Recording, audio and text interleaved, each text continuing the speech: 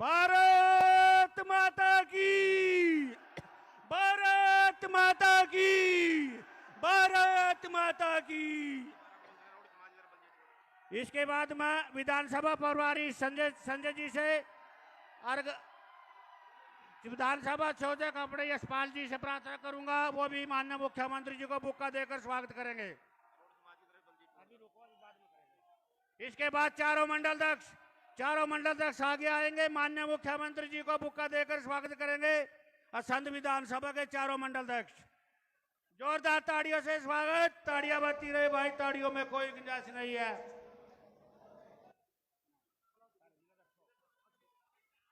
भाई नीचे बैठ जाए, सभी नीचे बैठ जाए। माननीय मुख्यमंत्री जी को जय श्री राम। भाई सभी फट्टी नीचे कर ले। देखो आप लोगों के खुद के पूर्व विधायक ने भी प्रार्थना कर लिया, जिलाध्यक्ष जी ने भी प्रार्थना कर लिया, सरदार बख्शीश जी ने भी प्रार्थना कर लिया। आप सब अपनी फटिया नीचे रखे भाई, फटिया नीचे रखे। अब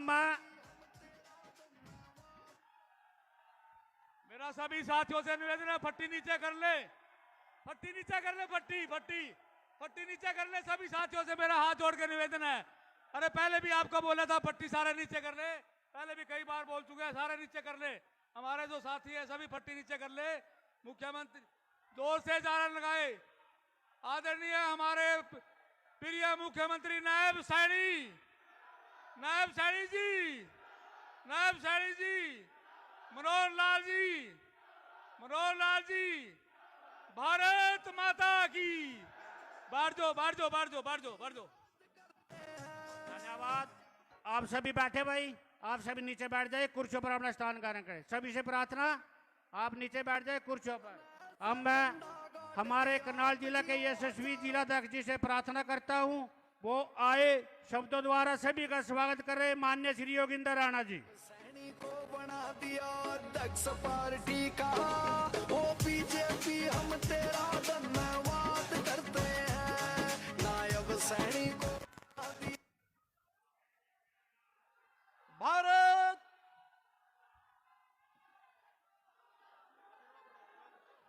भारत माता की। एक बार मेरा सभी से अनुरोध, ये फटिया नीचे कर लो, सभी फटिया नीचे कर लो भाई। यदि कोई फट्टी नीचे नहीं कर रहा तो इसका मतलब अनुशासन की अहीनता है। नीचे कर लो एक बार सभी, नीचे करो भैया, नीचे करो, नीचे। एक बार शांति से बैठ जाएंगे सभी। एक बार मेरे साथ सारे मिलकर बोलेंगे, भारत माता की, भारतीय जनता पार्टी, भारतीय जनता पार्टी। आज के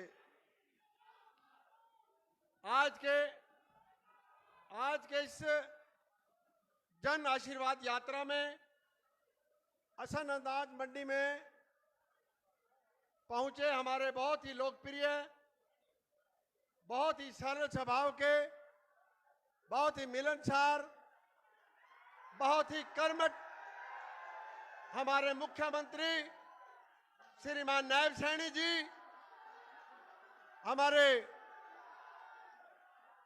यहां से पूर्व में विधायक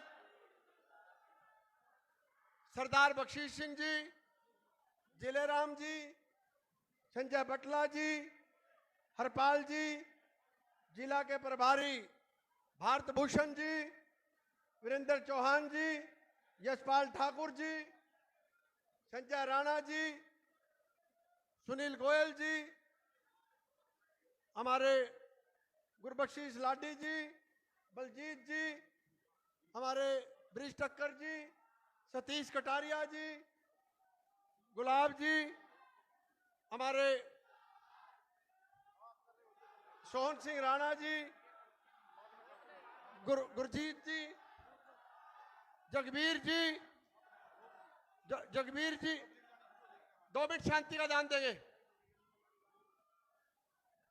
सम्मानित सभी हमारे चारों मंडल अध्यक्ष श्रीमान अमित जी, श्रीमान राम अवतार जी, बलकार जी, नरेंद्र नरवाल जी, राजेश जी, नरेश जी, अमनदीप जी, हमारे युवा मोर्चा के अध्यक्ष शुभम जी, राजेश जी, सम्मानित मंच, उपस्थित भारतीय जनता पार्टी के सभी ज्येष्ठ और श्रेष्ठ कार्यकर्ता, असंध के इलाके के सभी मेरे बुजुर्गों, नौजवान साथियों, मातृशक्ति और इस जनसभा में पहुंचे सभी प्रेस और मीडिया के सभी बंधुओं का मैं यहां पहुंचने पर हार्दिक अभिनंदन करता हूं, स्वागत करता हूं और आप सबसे अनुरोध करता हूं कि तालियों की गड़गड़ाहट के साथ एक बार माननीय मुख्यमंत्री जी का यहां पहुंचने पर हार्दिक अभिनंदन करें, स्वागत करें।